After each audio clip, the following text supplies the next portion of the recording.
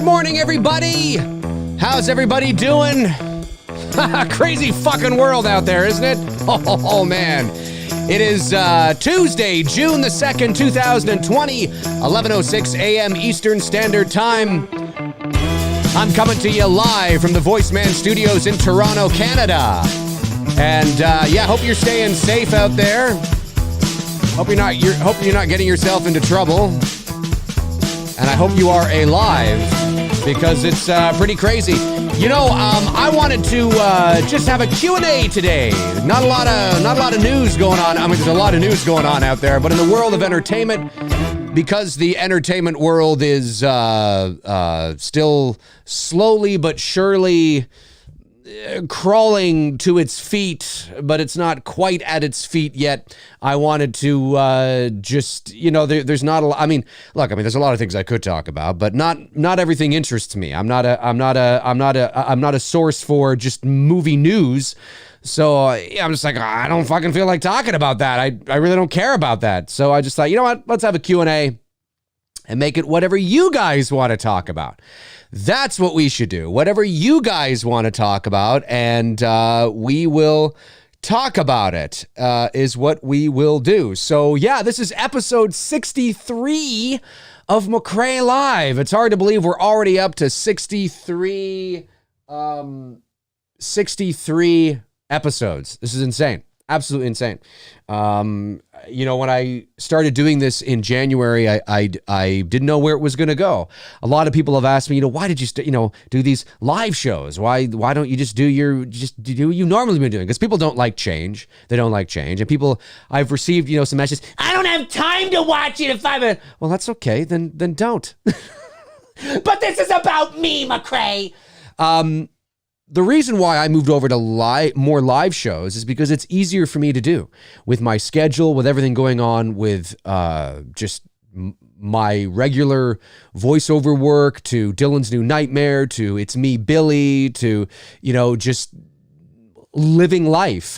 It was easier for me to designate specific days of the week, specific times to doing a show. And like if news were to drop on Thursday, depending on what it is, of course. I mean, I still do standalone videos, albeit very far and few between, but I still do and still will. Like if something major were to drop in the world of Halloween on a Sunday afternoon, I'm probably not going to wait until Tuesday to talk about it. But if something were to break, Monday night at 7 or 8 o'clock, I might be like, well, fuck it. I'll just talk about it tomorrow morning at 11. You know what I mean? So it's just easier for me to do this kind of thing because it takes a lot of time. Anybody who creates videos, shoots them, edits them, it takes a lot of time.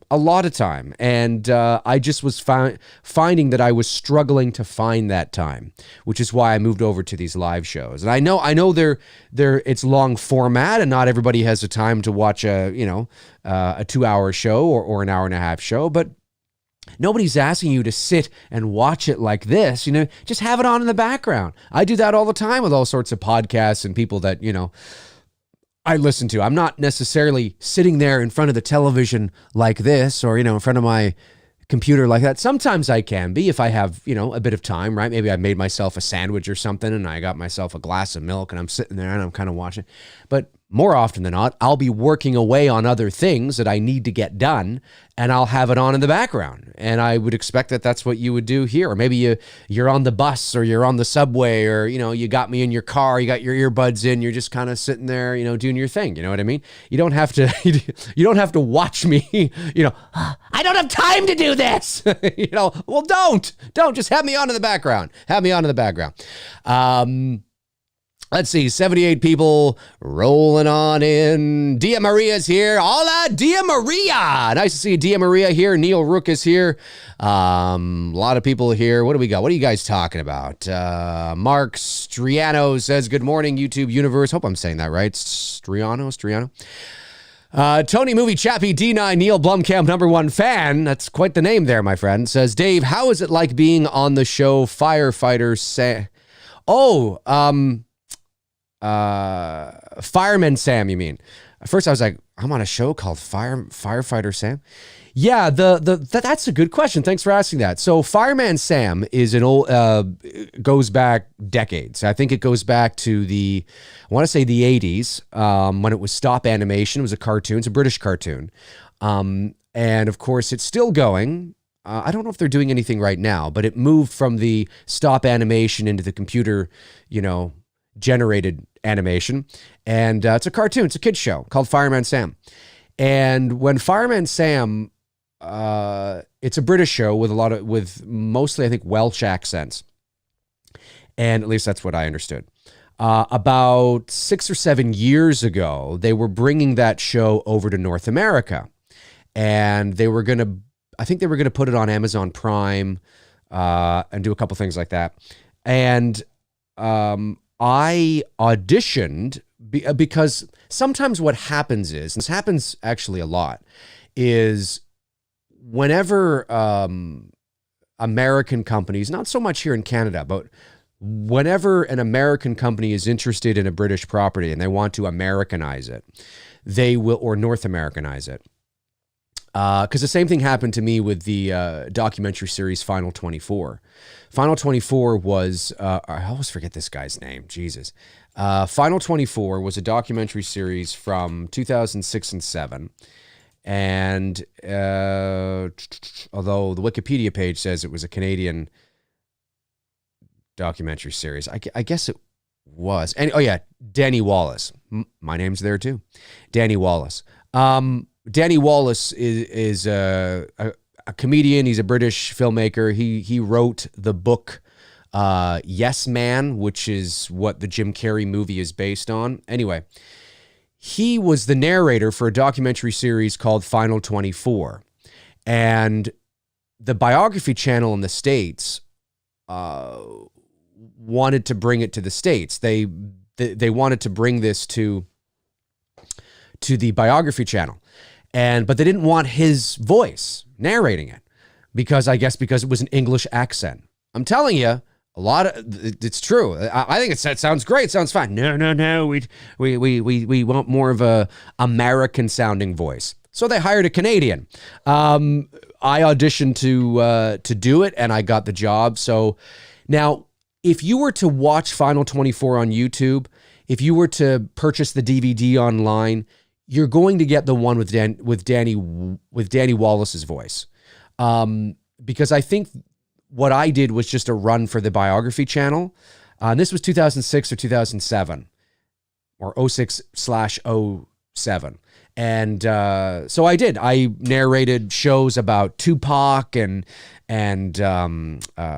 Nicole Brown Simpson and Jim Morrison and John Belushi, and it was great. It was great, and it aired on the Biography Channel in Canada and the States. But anyway, the point I'm making is that it's not uncommon for U.S. companies or distribution, like when they want to take something that is, they want to maybe, oh, I think I hiccuped there. But I think I'm okay now. Anyway, so it's not uncommon for them to want to Americanize something. And Fireman Sam was no different. So Fireman Sam obviously all the characters had British accents, Welsh accents is what, from my understanding. So for the Amazon Prime run and for whatever show they were or whatever network, anyway, their YouTube channel stuff, they wanted more North American sounding accents. So I remember getting the call from my agent, and I auditioned for it. Now, when I first auditioned, I was auditioning for all sorts of roles. The lead is in Sam himself, to all the side little characters, right? And all we were going to do was we were essentially going to just dub over. They're not going to change anything because the cartoon's already there. They were just going to, instead of having the British accents, right, they were going to have the more North American sounding voice. So I actually didn't get the job at first. They loved what I did, thought it was great, but, I just didn't get it. Sometimes actors get auditions, sometimes they don't. And I didn't get it. And then, sadly, what ended up happening was in about 2016, maybe? I think his name was Joe Marsh. Voice actor, Canadian VO guy Joe Marsh passed away.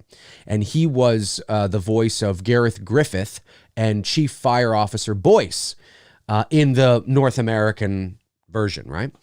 And so Susan Hart, who's I just adore this lady.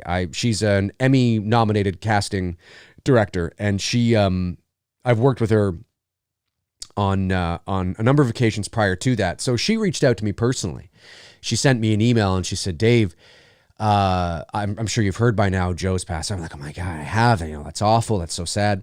I think he had a heart attack or something, and so she said, we're looking, obviously, we need to replace him, and we love what you did. And, do you want to come in and do this? I was like, yes, of course, I'll do it. So if you go to Amazon Prime, I think Fireman Sam, I think there's only 8 seasons there or something like that. And every time you would hear Chief Fire Officer Boyce or Gareth Griffith, that would be Joe. I did season 9, 10, 11, I think, for those 2 characters, but for some reason they're not on Amazon Prime. I don't know why. Maybe they are now. I'm not sure, but they weren't the last time I checked, which was not that long ago. I don't know why they're not there. Certainly you can find them on YouTube. And I have a couple of clips. But anyway, yeah, no, I like talking about this because I don't get asked a lot about my VO career. So whenever anybody does ask me about it, I like to sort of just take a moment and talk about it because it's interesting. And yeah, so I appreciate you saying that. And it was fun. I mean, it was great. You know, it was I mean, you know, it's doing what we actors, whether you're an on-camera actor or a voice actor, it's what we live to do. It's what the passion, you know, what we desire to do, and to be directed by an Emmy-nominated casting director, you know, is great. I mean, you know, and she's just she's so good at what she does, and she's boom, boom, boom, boom, boom. You know what I mean? Like, you can tell that she's been doing this for a long time, and I just have a ball working with her. So it was a lot of fun, and you know, I don't know what's happening with that. I don't know if there's been anything more to that or what they're going to do beyond that. I'm pretty sure there was other material and stuff that they could do, but it all depends on whether they wanted to, whoever had the rights here in North America, it depends on whether they wanted to extend that and do more. Maybe they will. Maybe I'll get the call again. I'm not sure. But yeah, so the first 8 seasons of the North American version, it's the exact same cartoon, like literally exact same cartoon, just with different voices. On Amazon Prime is Joe. Rest in peace, Joe. And then 9, 10, 11 was me. But it was great. It was fun, and hopefully I did justice to, you know, for Joe, and I think I did. But you see, the thing is too is that I didn't go in trying to do exactly what Joe did, right? I brought my own sort of spin to it, but sort of in the same kind of realm. And I have clips. I think I've shown clips. I don't know if you guys have seen it, but I think I've shown clips on. Yeah, I think I have. I think I have. Anyway. Thanks for asking about that. Sorry, it took me a while to answer all that, but I just I get excited when people ask me about voiceover and things like that. So that was that was a lot of fun. Yeah, no, it was a lot of fun. And the thing is too, like when you're dubbing, which is essentially what I'm doing. I'm not like when I appeared on a couple of episodes of the cartoon Doki. Normally what happens in animation is you record the dialogue first and then the animators animate to your dialogue. And so you don't have to worry about, you know, matching lips or timing or anything like that. I mean, you have to read it, you know, in a certain amount of time, obviously, but you don't have to worry about matching lips and, you know, movement and things like that because the animators will do that afterwards. With Fireman Sam, it was the other way around because the cartoon was already done. So, you know, I go into the booth and I'm doing dubbing. It's a dubbing thing, but I'm also performing, right? I'm acting, I'm playing a character. So what happens is that you know, in your headset, you'll have a series of beeps, beep, beep, beep, beep. And then like on the 4th beep, that's when you go. And you have to pay attention to how the voice is or the, you know, the mouth is but you're reading at the same time, and sometimes it takes a few takes to kind of match it, and they're not looking for perfection because obviously it is you know, it's but they're looking for something pretty close because it's the same dialogue. Some of the lingo changed, like there were some very British sayings that wouldn't translate very well to the North American audience, so there were some things that were changed, but all in all, it was relatively the same script. So that was a tricky part of it, you know, to be in there and because it's essentially you're acting, but it's also a dubbing session. So you don't have the free reign to just, you know, you got to make sure that you're on point too. You know what I mean? So that was great. Thanks for asking about that. I appreciate that. Let's see here. The Smokies S says, "Hey Dave, I was reading about the mechanic who dies in Halloween 1978. It was said probably in the book that Myers shot Freddie Mercury with a gun. I always thought Myers choked him out." Okay. Are you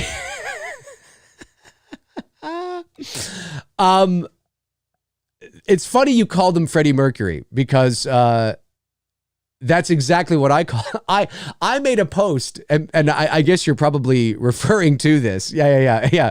Darren's like, Freddie Mercury. Do you guys remember about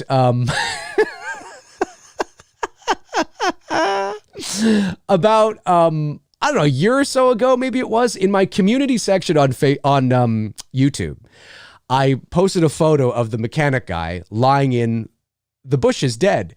And I made this post. I was being satirical, but I made this post about, I forget what I said, but I guess people, I played it straight.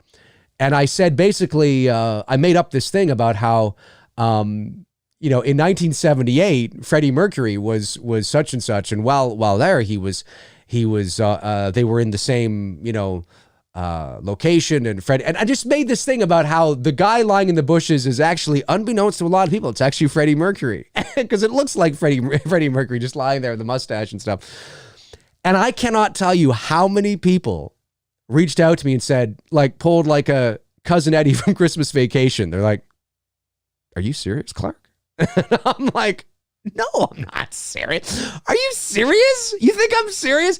So many people. And I think I even saw somebody share that post in one of the major, not online, publications, but like, the Facebook groups, like a Killer Flicks or a whatever, like, it's just Freddie Mercury. And I'm like, no, guys, what do you do? It's not Freddie Mercury. I was kidding. So now I don't know if I'm the first person that's ever made that joke. Probably not. But I don't know of anybody else that has. So I just think it's funny that, you mentioned that obviously in quotes. So, I get what you're saying. But I just laugh because I forgot about that. Yeah. I was like, yeah, Freddie Mercury was in town and he was such and such. And little does anybody know, that's actually Freddie Mercury, and people were like, holy shit. It's like, no, it's not. It's not Freddie Mercury, for Christ's sakes. Anyways, you said here, hey, Dave, I was reading about the mechanic who dies now. It was said probably in the book that Myers shot Freddie Mercury. I love it. With a gun. I always thought Myers choked him out. Well, again, the book, guys, the book is something that you can't... People love to... The book was written after the movie came out. The book did, the author did have his hands on the screenplay, but let's not forget, for those of you that may not know, or for those of you that have forgotten, Michael Myers in the book has a mask that has purple eyeshadow and red lipstick. I'm just saying, okay? The book's not canon. The reason why the book dives deep into the backstory and the Celtic rituals and Sam and all this stuff, which eventually becomes sort of a major plot point for Halloween 2, is because a literal translation from what the Halloween movie is, to make that a book, it doesn't translate very well. It's boring. It needs to be more descriptive. You have to be more descriptive because you're reading something. So you have to set the scene. Things got to be, there has to be more meat on the bone there when you're reading a novel. And that's why the author did that. But when John Carpenter was writing the script to Halloween, all those, maybe he had some things in the back of his head, but what you see or read in the Halloween script about, Myers learning, he knew how to drive because he used to watch Loomis from the back seat. That's in the book, and it's like, yeah, but that's not actually what was going on there. Carpenter used it as a device to perpetuate the supernatural element of Myers. And how does he know how to drive? I don't know. He was doing very well last night. Maybe someone around here gave him that's just part of the eeriness, and it's part of the enigma that is the shape. It was never meant to be explained. Carpenter had no intention of explaining it. But in the book, you need to sort of, those things, you need answers to those things. They make it a much more interesting read to flesh it out, fill it out, right? So people like to just use the book as sort of the gospel. The book came after the movie. If the book was first, if the book was the source material, if Halloween was adapted from the book, then you could look at the book and go, yeah, but In the book, this was the original intent. This was the way it was supposed to be. This is what the author wanted. This is what was really going on. But you can't do that because the book came after. You know, that wasn't the original intent. The original intent is what you see in the 1978 film. No more, no less. You know, the book is just, there's a ton of shit thrown into the book just to make it a more interesting read. And some people really like it, but most of it is verbose and unnecessary. And trust me, I know all about verbose. I mean, you know, look who you're talking to here. But, you know, it's one of those things, right? Where it's just, so Michael shooting somebody with a gun, okay, it says that in the, no, I would imagine that Michael chokes everybody in Halloween. He chokes everybody in Halloween. He chokes Linda with the phone cord. He chokes Annie with his hands. He chokes Bob with his hand and then stabs him with the knife, right? The only one he doesn't choke is at the beginning with you know, Judith. But everybody else he chokes. So, I mean, I think there's a high probability that yeah, he probably choked, you know, the garage guy. I mean, there's no evidence to suggest that there would even be a gun there. Where would he have the gun? Where would he get the gun? Why would he have the gun? But in the novel, the author might have been able to flesh some things out a little bit, you know, add something there that wasn't in the movie that makes you go, oh, like maybe he's like, and there's a gun on the seat that the guy, oh, so he had the gun, he took the gun. But there's no evidence of that. No, he just killed them. Who knows how? Who knows? You know, I don't know. I just think people need to stop sort of looking at the novel as the source material. Like, oh, well, you know, the novel's not, it came after, guys. It came after. It was just, shit was added in there it's like the TV version of Halloween. You know what I mean? It's not officially canon.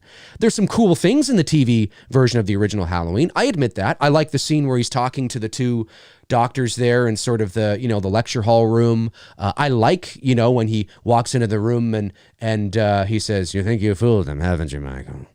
But not me. I mean, I like that stuff. It's really cool stuff. But that was only created to extend the runtime so it could fit NBC's time slot because of commercials.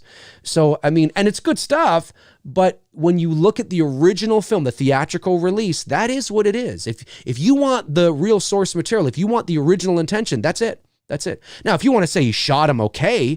But I mean, I can say he didn't shoot him just as much as you can say he did shoot him because there's nothing in the original source material that points to that. You can't just make shit up after the fact. Well, you can because they do, but I think you know what I'm trying to say. Anyway, let's see here. Let's scroll back. A couple of super chats came in. Edward Moody. Edward Moody says, favorite John Hughes movies. Ooh, that's a good one. That's a good one. I love John Hughes. I mean, Breakfast Club, Pretty in Pink. I think he did that one, right? Planes, Trains, and Automobiles is probably my favorite John Hughes film because it's my favorite John Candy film. Did he do Pretty in Pink? Actually, no, I don't think he did. I think he wrote it, though. He did do... you know, I don't even think he did Breakfast Club. I know he wrote Breakfast Club, but did he direct Breakfast Club? Don't you forget about me. He did direct it. Okay, cool. He did. Because I know there was some movie, maybe it was Breakfast Club was the one that, what was the one before that? No, he didn't do Pretty in Pink. He was an executive producer and writer on it, but he did do 16 Candles in 84. Okay. And then Ferris Bueller, Planes, Trains, of course. Oh, he did She's Having a Baby. I didn't know that. Uncle Buck, yeah. Curly Sue was his last one he ever directed, was Curly Sue. I mean, John Hughes was a staple in the 1980s. So, you know, yeah. But probably for me, it would be Planes, Trains. You know, I think that's like the pinnacle of awesomeness right there. TMB sends a super chat and says, Dave, I have this on while I'm working, and it's great. You see, that's what I'm talking about. You just throw me on in the background. You don't need to look at my ugly mug. Question, what's your favorite shot from the Star Wars sequel trilogy? Favorite shot? Oh, this is a good question. Mine is in Rise of Skywalker when Rey rises and stares down Palpatine. Very cool. My favorite shot? Ooh. Okay, well, don't hold me to this as my favorite shot, but I gotta say that the Apocalypse Now shot in The Force Awakens with the TIE fighters coming in with the sun behind them is a pretty fucking cool shot. That's a really cool shot. I really, really, really like that. I also like the shot when Han Solo is walking out onto that, you know, bridge with no railing to face his son, just that aerial shot, just kind of like it's just that Ben. The vastness and the scope of, where they are is really cool. It's a great visual, it's just great visually. You know what I mean? All these movies look great visually. Even The Last Jedi was great visually. Yeah, that's a shot that I like. I do love in The Rise of Skywalker. I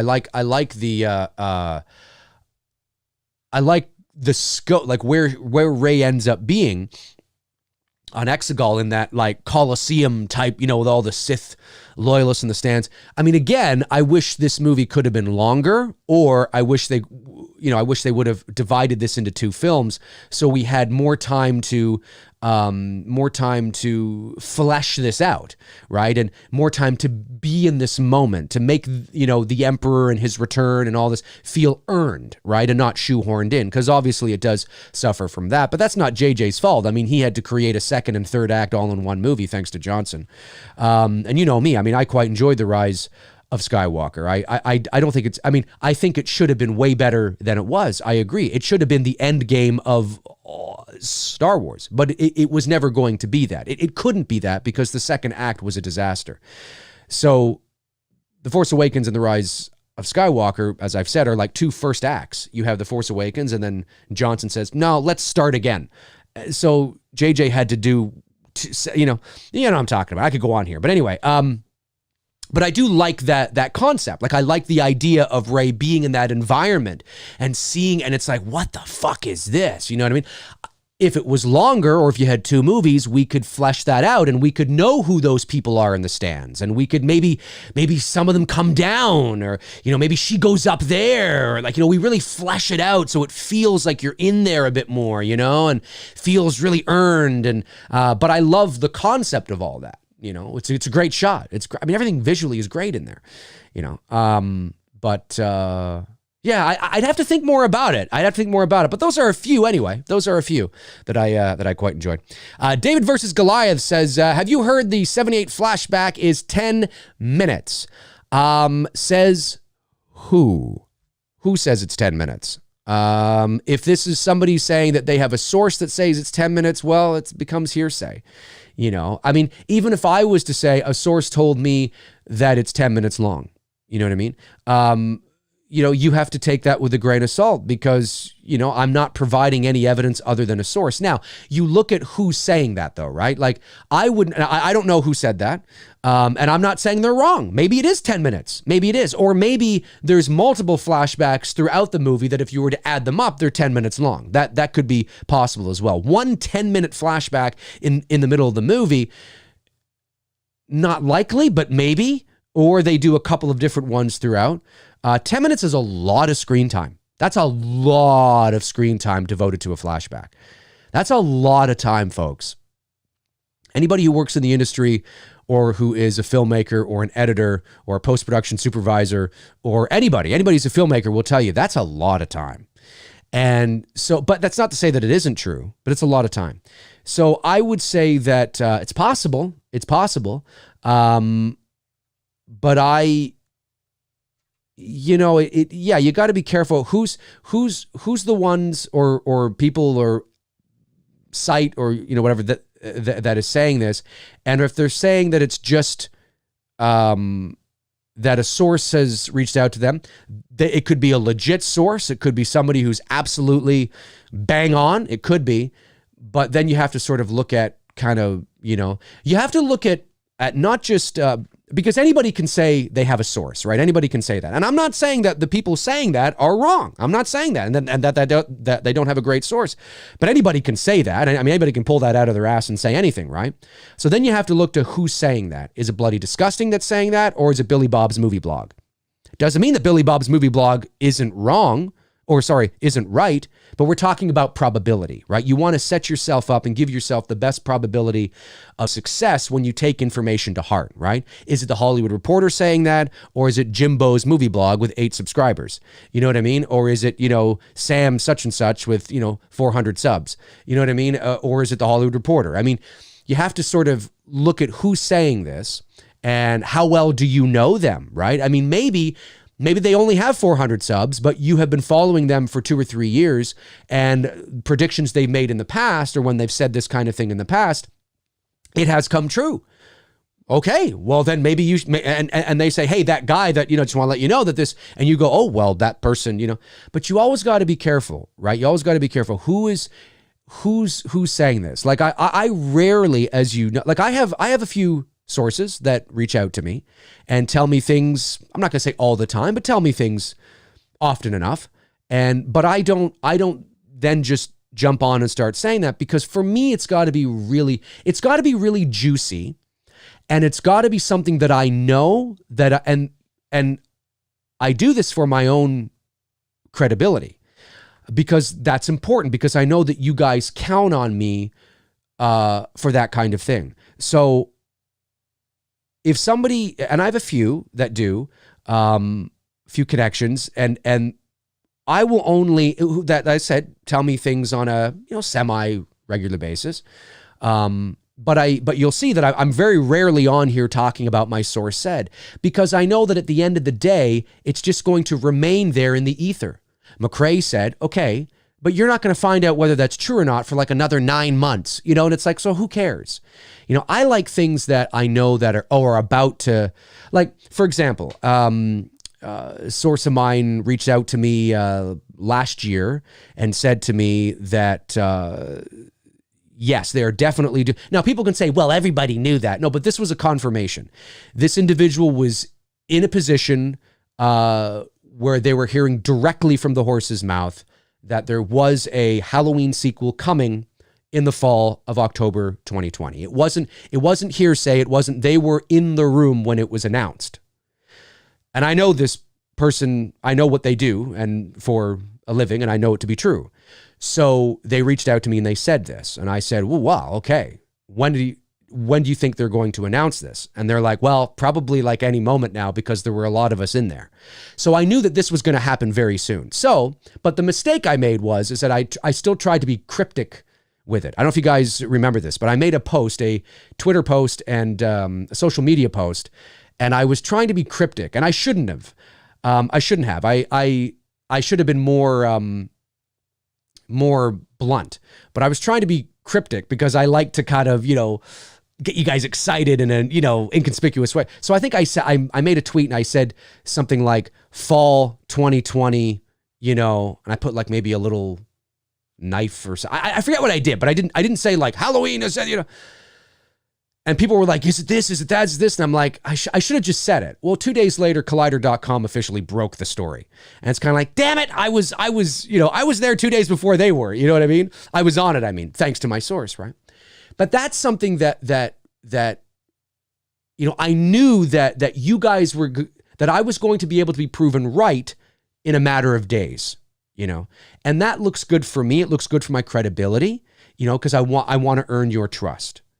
So if one of my sources said, hey, such and such is in the such and such, and such and such, such and such, are you sure? Pretty sure.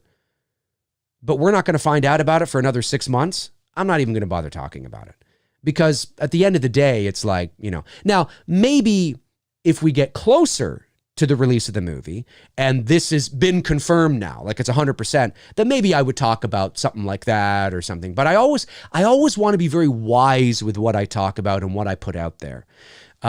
So I haven't heard that. I haven't heard that. And I'm not saying where you heard it, the individual's wrong. Not saying that at all. But always make sure that when you are listening to rumors, who are the individuals saying this? Because anybody can say they have a source. And it's to have a legit source that is very connected is rare. And I'm very thankful that I do, that a few people have reached out to me in that area. But so I haven't heard that. But I'm not saying it's not true, but we're not going to know for probably another 4 months. So interesting though, David, thank you for supporting, and we'll see. 10 minutes. Yeah, we'll see. Crazy if it is. Let me see here. I just want to scroll down. Intel Wild sends a super chat. Thank you, Intel Wild. Says, Dave, I might boycott the trailer for H Kills because H 2018 showed way too much. It'll be difficult, but I think I would enjoy the movie more by not seeing so much beforehand. Hey, you got to do what you got to do, man. You got to do what you got to do. I think that's all right. Let's see here. Scrolling. Keep that scrolling going. Intel Wild follows up with, Michael would have done very well in 50 Shades of Grey. Okay, he would have. Oh, I guess because he likes to lurk and yeah, I guess so. I guess you're right. Music Man just sends in a $10 donation. Thank you very much, Music Man. Really appreciate that. Intel Wild sends in another one. Thank you, buddy. You're a great contributor. Says, just my guess, but I think the flashback will be at the beginning, so I can see it possibly being 10 minutes that way. That's possible. I mean, look, I'm not saying it's not going to be 10 minutes. It could very well be. But anybody who works in the industry knows that 10 minutes is a lot of screen time. That's a lot of screen time. You know, if you have a 90-minute movie, you know, your movie then, minus the flashback, like everything else in the movie, becomes like an 80-minute film. With what's going on, right? So I mean, in present day. So 10 minutes is a lot of screen time. You might find, like I said, that maybe it's total. Maybe there's a couple of flashbacks that total 10 minutes. I don't know. We'll see. Let me see here. Scroll down. So I want to make sure I get all the super chats. I think I did. Back to the board here. Darren Sand says, no spoilers from test screening, folks. That's right. No spoilers from test. I think that should be self-explanatory, right, Darren? You know what I mean? It's crazy, isn't it, Darren? It's crazy. It's crazy that we have to actually say, hey, don't spoil anything. Don't say anything. So if anybody has seen the test screening, Darren's absolutely correct. Don't even joke about that, you know. And if you're going to talk about something in regards to Halloween Kills that you saw, just don't talk about it. Period. Just do not talk about anything you've seen if you have seen the test screening. Jana Bradshaw, am I saying that right? Thank you so much, Jana. Really appreciate it. Says, hey, Dave, just saw the vid you did with Sean from Fandom Empire. Good stuff. Oh, yeah, that's right. Yep. A couple of Canadians talking Halloween. Should do more. Yeah, for sure. I'll be on Sean's show more. No doubt about it. Sean's a good guy, not too far away from me here. Actually, he lives just a little east of Toronto, and I like what Sean is doing over there at Fandom Empire, combining his two passions of Star Wars and Halloween. I think that's really cool. Robert Thidoff says, Dave, what about a prequel to the Goonies? That one that focuses on One-Eyed Willie. Nah.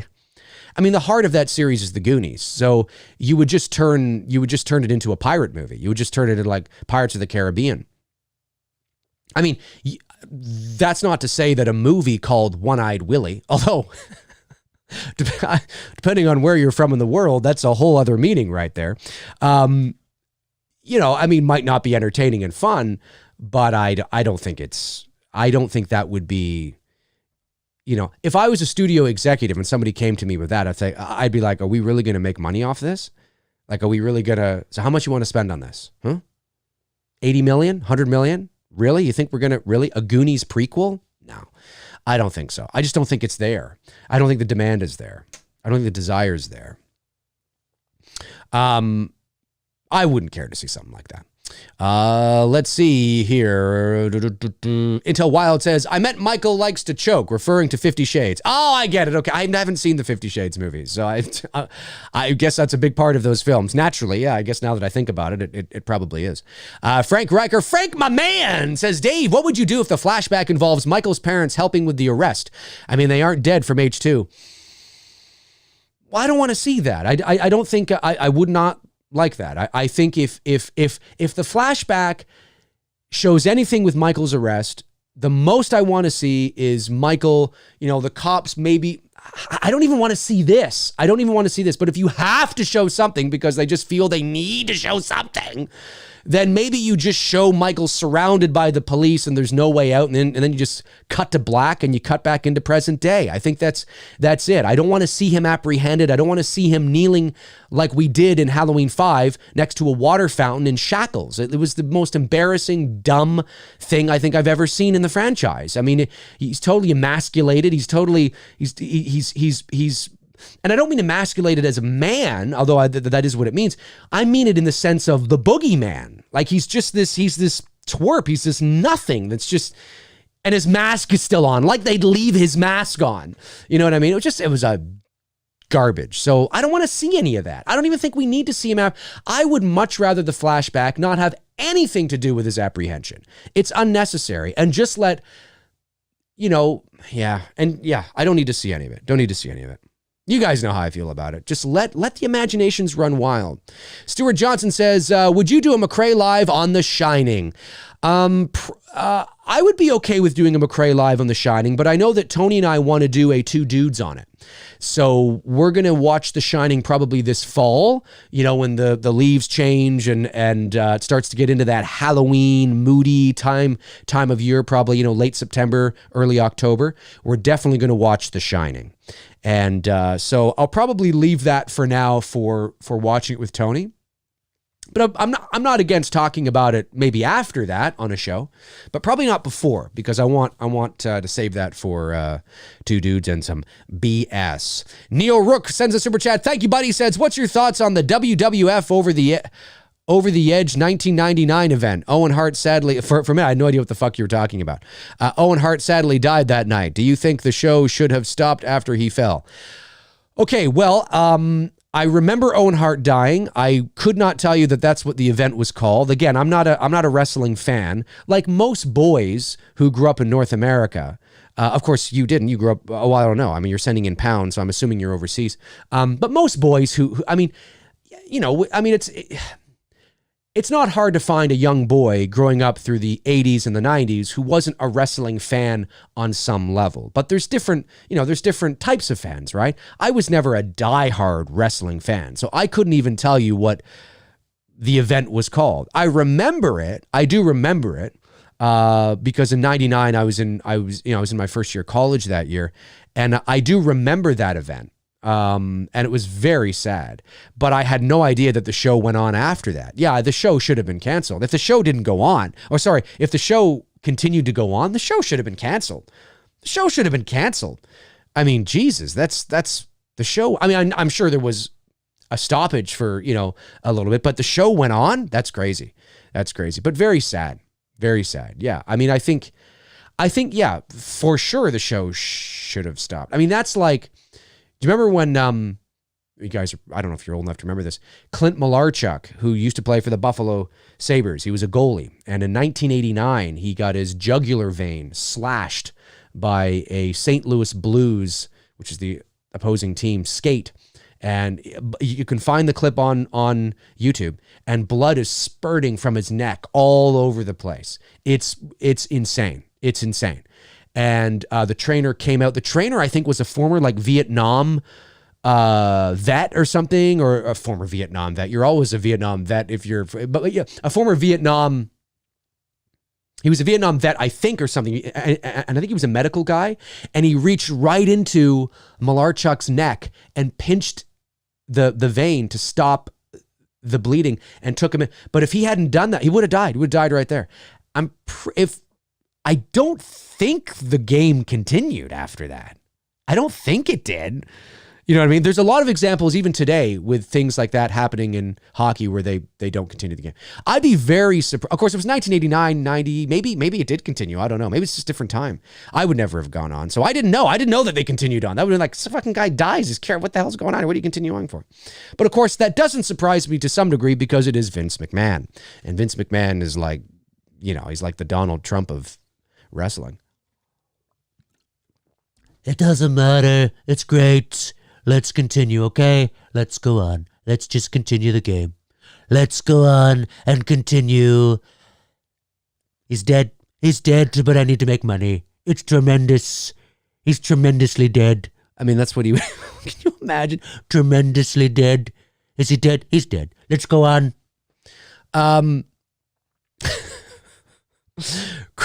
Chris Baber sends a super chat, says, maybe in the flashback they will show who closed the passenger door on Bob's van. or more on the hardware store robbery. Yeah, you got, if it's 10 minutes long, I'd be fucking filling in gaps. I think that's what they should do. Can you imagine? We see Myers walk by Bob's van. He walks by and then he just kind of looks and he's like, He goes back and he closes the door. Can you imagine? That'd be funny. That'd be funny in a spoof.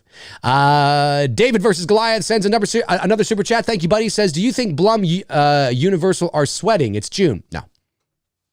Nope. And no, because you're still 4 months away. And it really only, I don't think they're sweating. I think what's going on is that because the things, it's changing day by day. So who knows what's going to happen? But I think it's, everybody in the industry is affected.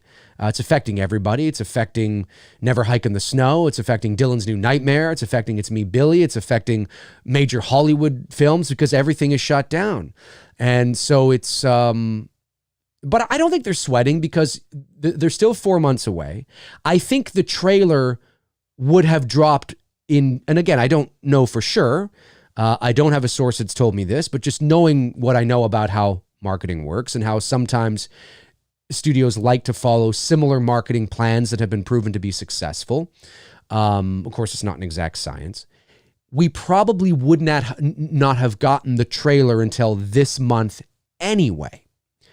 So, you know what I mean? Like, I don't think that, we may have got a poster already. That's probably something that definitely would have already been out there. But the trailer, as of June 2nd, right now, if COVID-19 did not exist, I don't think we still would have. I believe, and I have no evidence of this, but I believe looking at the setup and the calendar, I think the goal probably was to release it in the next week and have it play in front of Candyman. That's what I think was the goal. Because Candyman, although it's not a Blumhouse film, it's a Universal film. And I think that was the goal. Of course, that changed. Candyman got pushed to September. I don't think you're going to see the movie.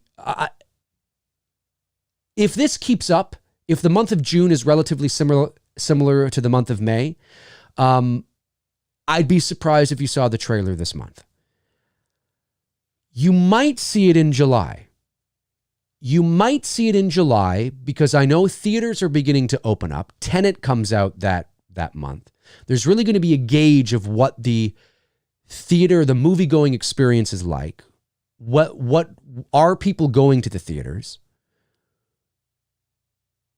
Comic-Con has been canceled, but Comic-Con is working tirelessly right now to create a virtual online event. If you guys know that.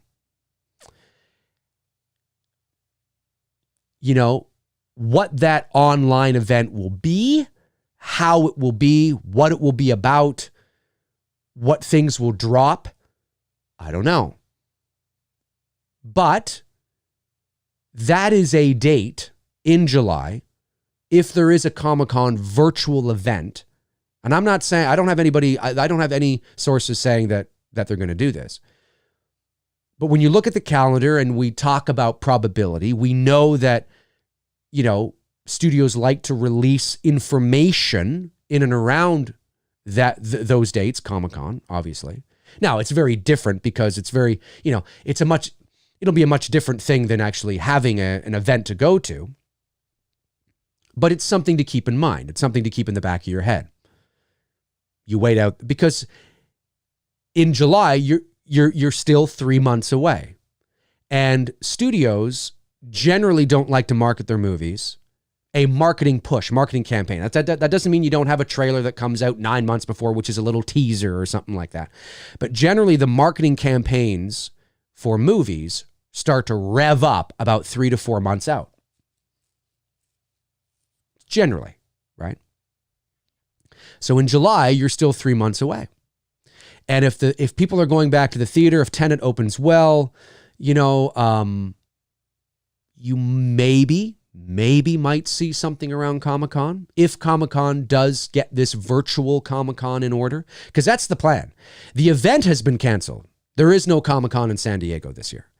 But I know the organizers are really trying to do something virtually, something online. So, it's something to keep in mind. That would probably be about, 6-7 weeks from now, maybe even less than that. So maybe that's something that they're looking at. Hey, maybe Universal wants to get in on that. because you would be roughly about 3 months away exactly. But it all depends. It all depends. I'll be honest with you. I'll be surprised if we see something this month. I'll be surprised. Now, we might, but theaters aren't even open yet. And we still don't know what the fuck is going to go on. You know what I mean? So, but that virtual potential Comic-Con in July is interesting. It's interesting. Let me see. Matthew Farisi sends a super chat. Thank you, buddy. Appreciate it. Billy Van says, thank you, Billy. Says, if Universal offered you a contract to become a director and or actor, would you take the offer? Would you still have time for your voiceover work? Would I take the offer? I'd be stupid not to take the offer. Absolutely. Yeah, I'd take the offer for sure. Would I still have time to do my voiceover work? Well, that depends. That depends. I mean, yes, but when you're shooting a movie, no. You know what I mean? When you're shooting a movie, I mean, you're and depending on what kind of movie it is, you're locked in for several months. I mean, if you're shooting something like a Star Wars film, that takes a couple of years of your time. Now, that doesn't mean that you wouldn't have time during development and pre-production to go and do some voiceover work. But once production starts, it's dead. Especially on a movie like a Star Wars film. You're locked in for, 4, 5, 6 months. So you know what I mean? Yeah, 4 or 5, fuck that. Like 6, 7 months. You're locked in. I mean, it's huge. It's intense. So there'd be no time to do that. But if I was doing a smaller picture, like an independent film or something like that, yeah. I mean, I would never want to give up my voiceover career because I do enjoy it. And, and it's part of who I am. But certainly I would not turn that down.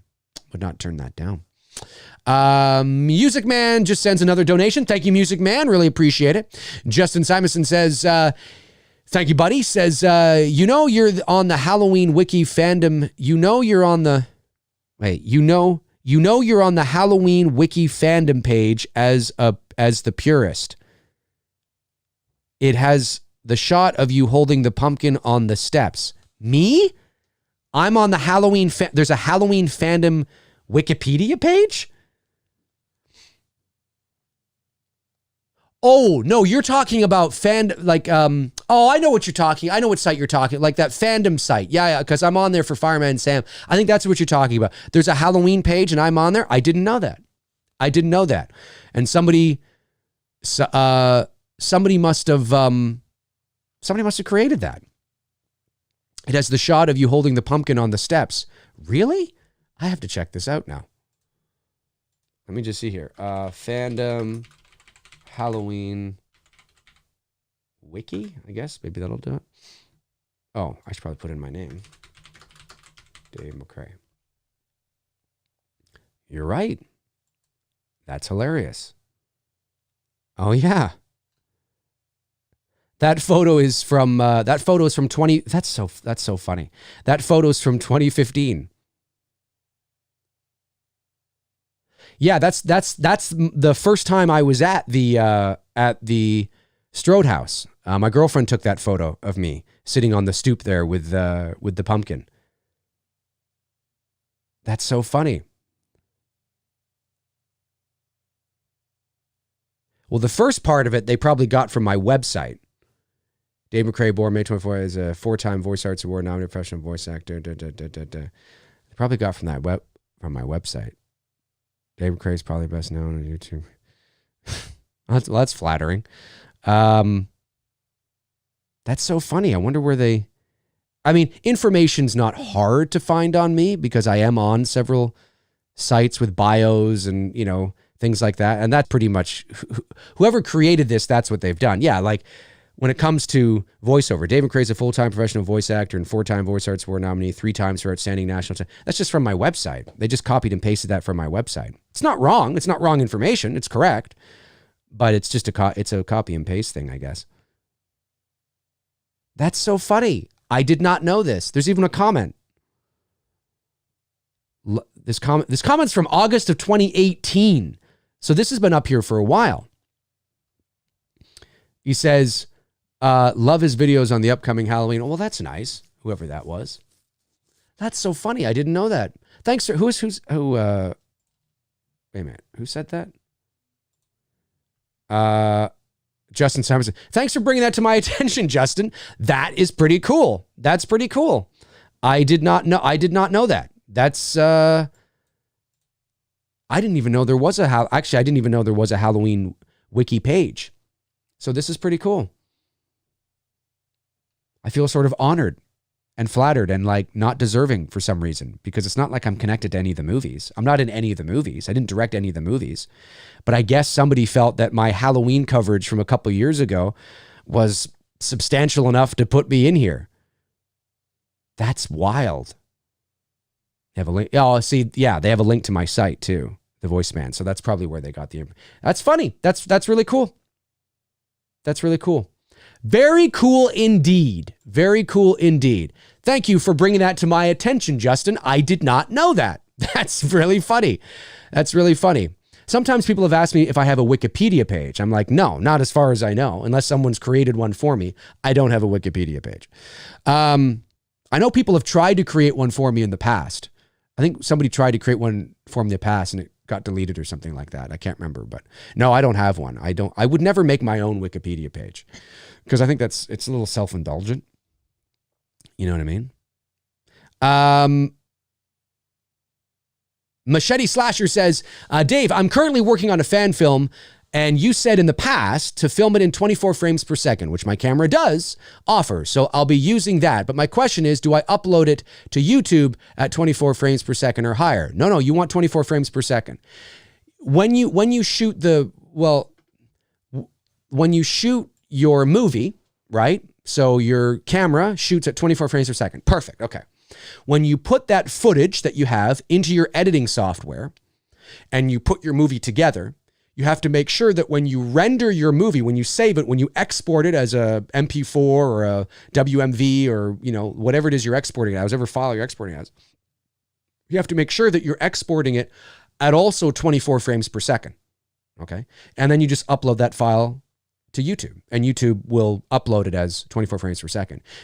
But don't shoot it in 24, but then render it out at 60 or 30 or something like that, because then, you know what I mean? Then it's going to look really weird and really strange.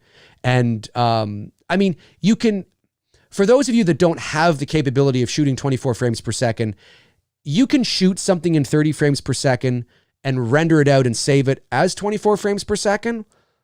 And it works. It does work. But it's always best to have the native raw file in 24 frames per second. So no, always 24, 24, 24 right across the board. Tabitha Short says, hey guys, just popping in to say hi. I'm babysitting today. Hey Tabitha, what's going on? Will Arnwine says, missed my super chat. Keep up the great work. Did I miss it? Let me check here. I did. You're absolutely right, man. Thanks for keeping me on my toes, buddy. Says, two dudes last night. Sam Raimi didn't have the rights to the first Evil Dead to use any footage, so they essentially had to reshoot the ending to use. Okay. All right. But that still doesn't... Yeah, okay. All right, that's cool. That's information I did not know. Thank you for telling me that. But I still find it interesting that they chose to not really even acknowledge that the first movie really existed. It's an interesting, strange... I love Evil Dead, or I love The Evil Dead, because that's the name of the first movie. And I love Evil Dead 2, I really do. But they're just like... There's no continuity there. It's just like it's a completely separate whole new thing. And, you just have to enjoy... How I have to enjoy Evil Dead 2 is pretending that the Evil Dead doesn't exist. Because if you pretend the Evil Dead exists, then I personally become a little frustrated. And it's like, well, what does this have to do with, but didn't you already, but what about the, but did you, and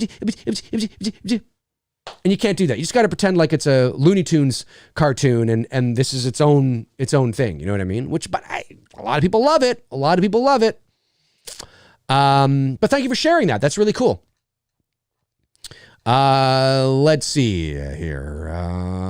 Music Man says, can you read my questions below my last super chat?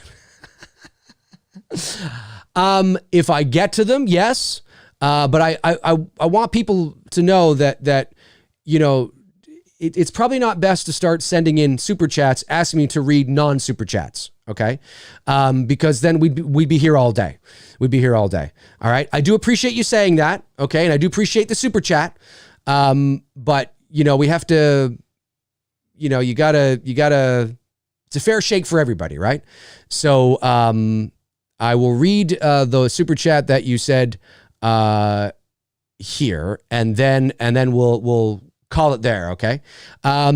It's like when people send in super chat, because there was a time about a few months ago, people were sending in super chats asking me to do all, to do this, and I was like, no, guys, I appreciate the super chats, but just because you send in a super chat doesn't mean you can get me to do anything you want me to do.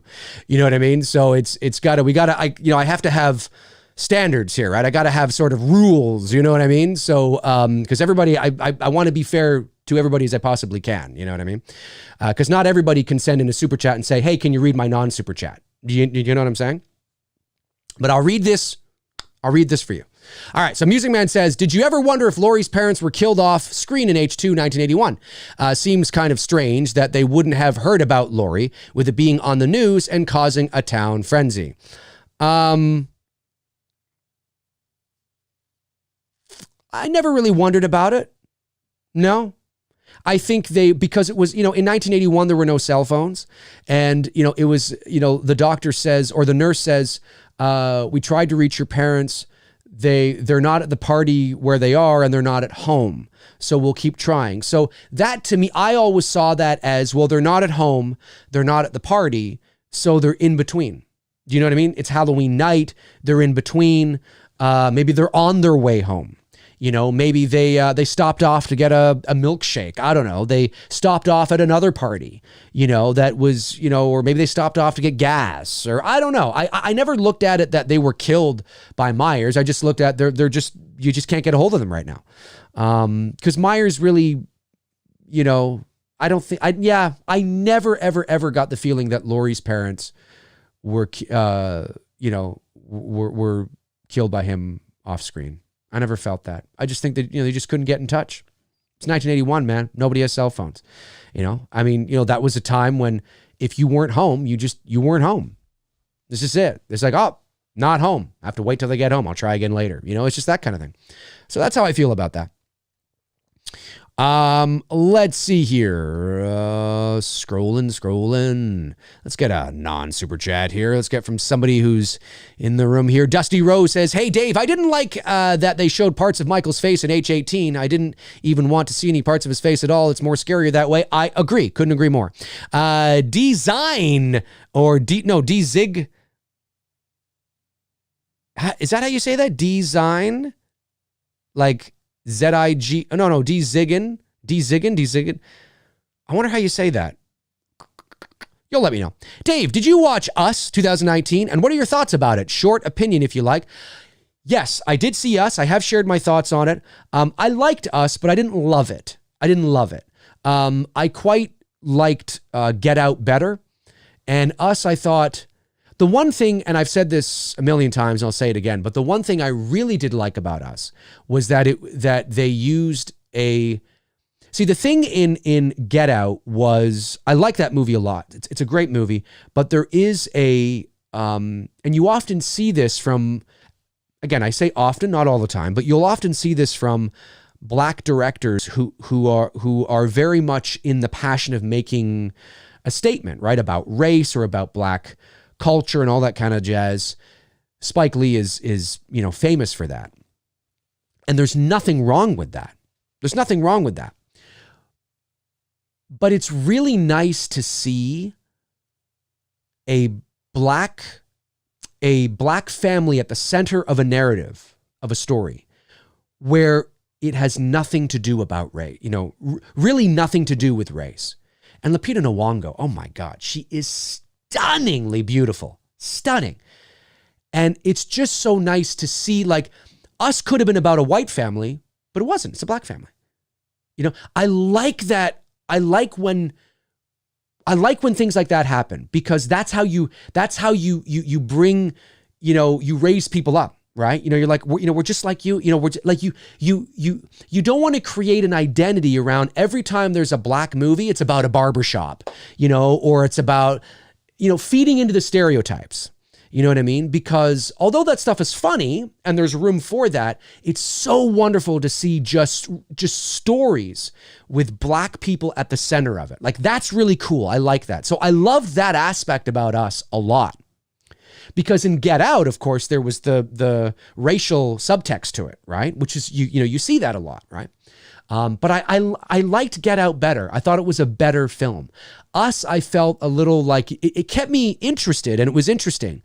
But overall, I was like, by the end of it, I was like, it was okay. I probably will never watch it again. Like I mean, if it's on TV, I might watch it, but it's not. I was a little disappointed. But I love that they just were. It was just this family that just happened to be Black. And it's just like, see, they're just like you and I, they're people, they're human beings. You know what I mean? Especially in today's climate. It's just so wonderful to see that. And there's always room for the other shit too. Of course there is. But I love it when you just, hey, we could cast a white family, but you know what? We're going to make it a Black family. I love when they do that because it doesn't feel like, it feels more organic that way, right? When you're just making it, it's about the story. It's about the story. So I really, really like that.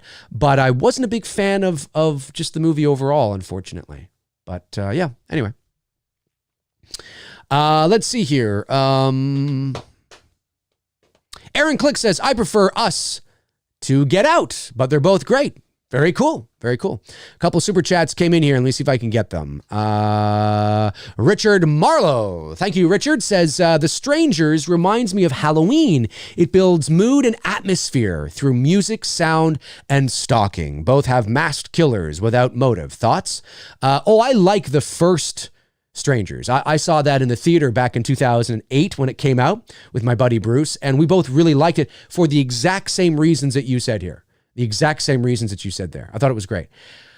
Strangers Prey at Night, I thought there were some redeeming qualities about it, but I did not enjoy it as nearly as much as I did the first one. The first one. And back when The Strangers Prey at Night came out, I wrote a social media post about it. I'd have to go back and find it, but I did write a social media post about it and why it didn't jive with me that well. But that first one, with Liv Tyler. Yeah, that's a great movie. That's really good. Holds up to this day.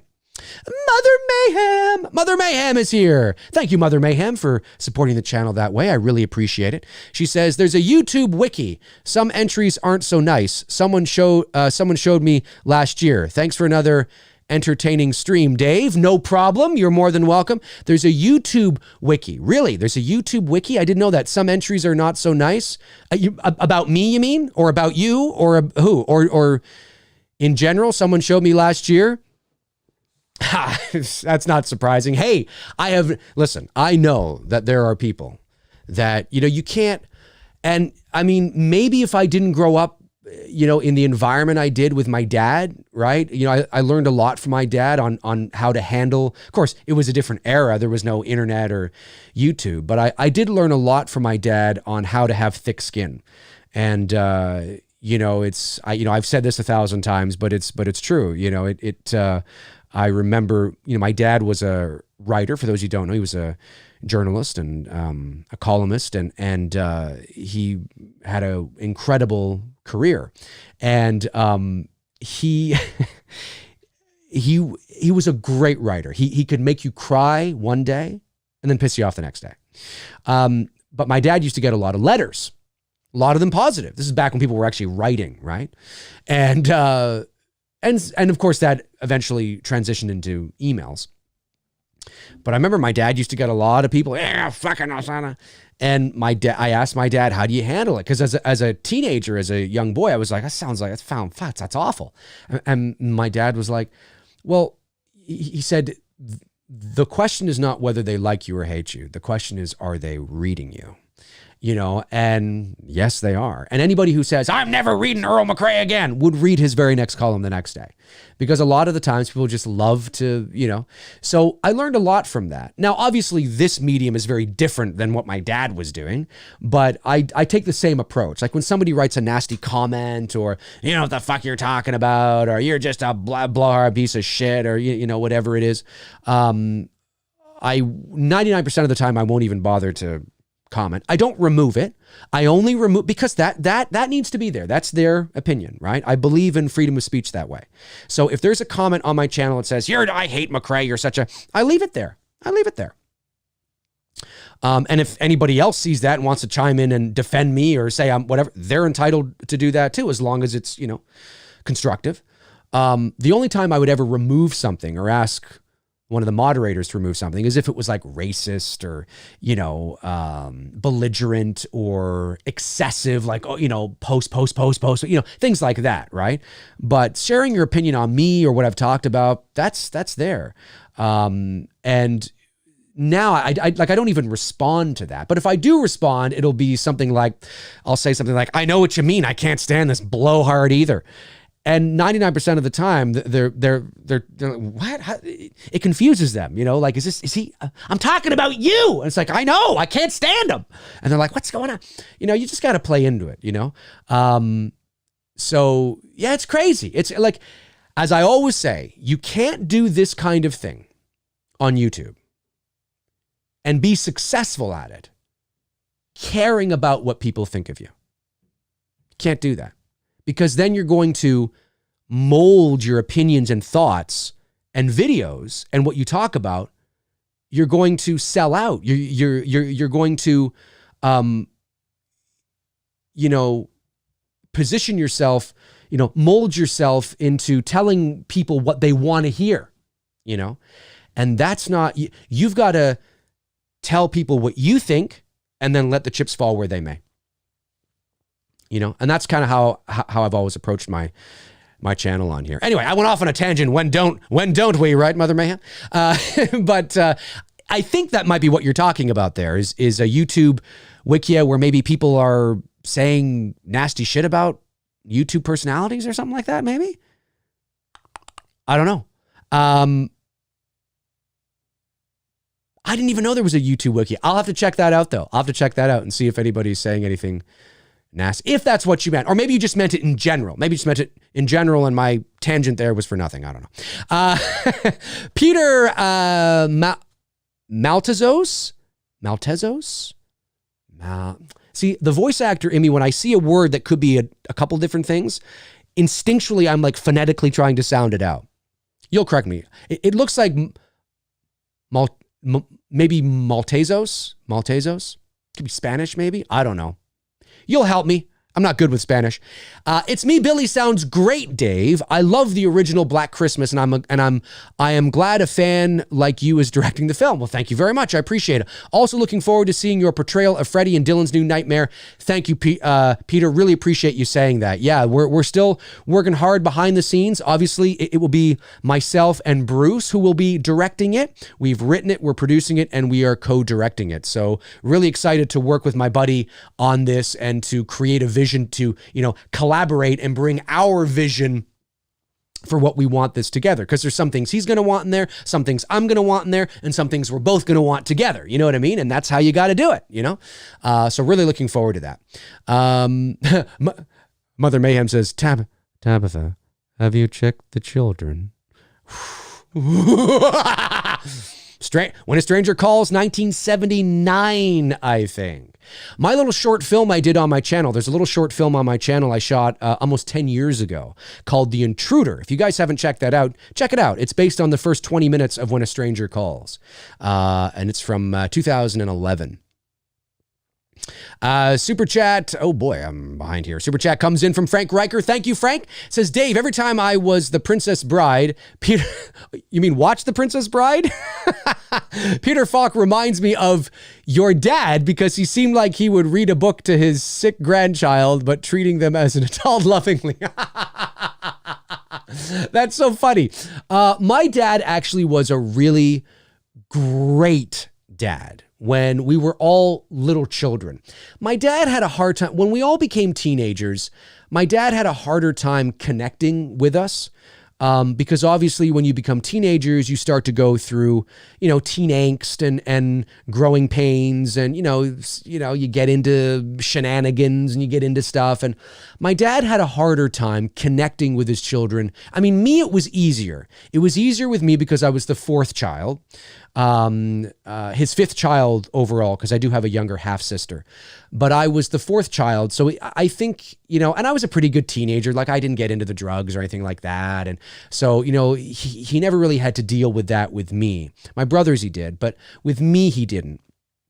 So I was a pretty good kid, a pretty good teenager. And so I was probably easier on him in that way, but because I was also the fourth kid, he had been through this a bit. Right. So, I think I probably had it a little easier than my siblings did, but certainly he was wonderful at connecting with you between the ages of like 0 and like 12.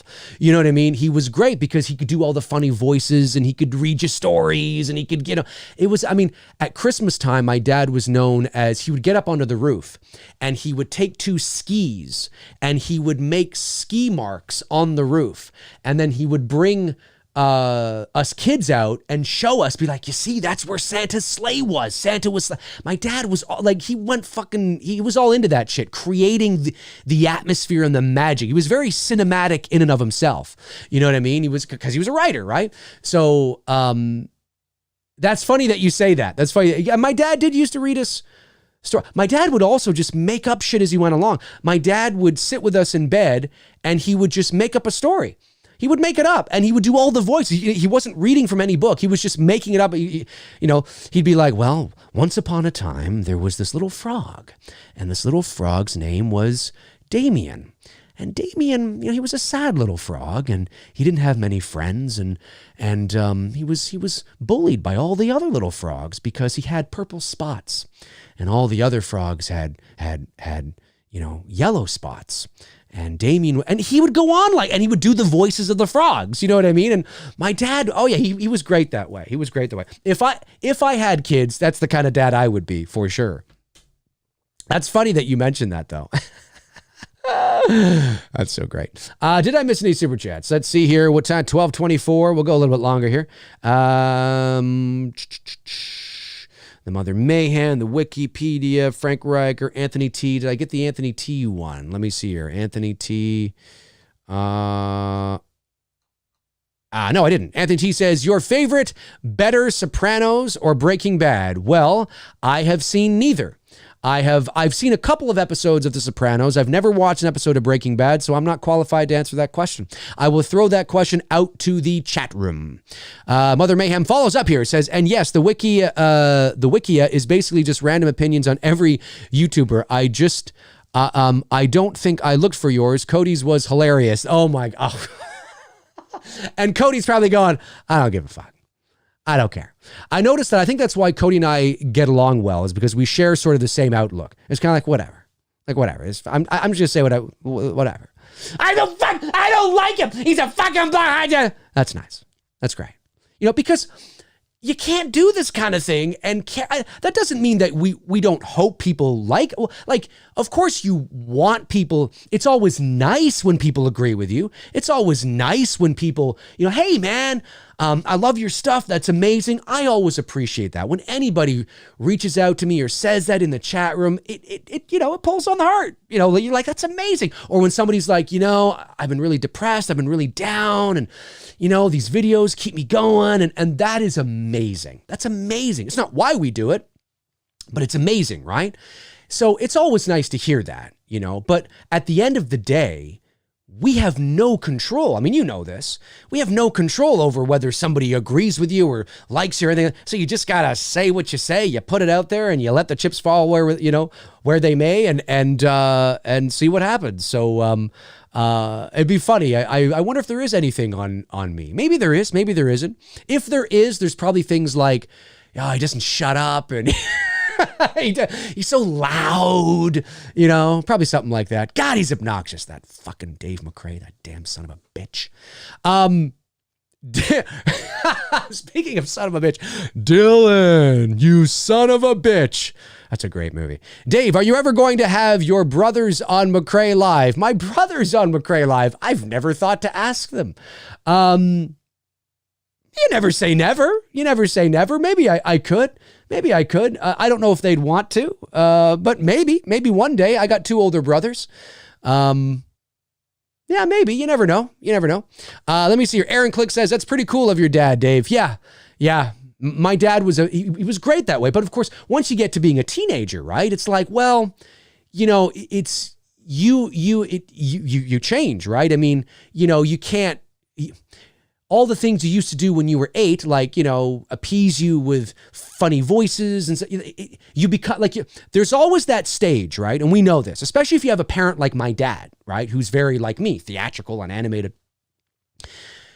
There's always that stage where the parents don't become cool. Like, oh, your dad's so cool. And then between the ages of like 13 and 19, your parents are not cool.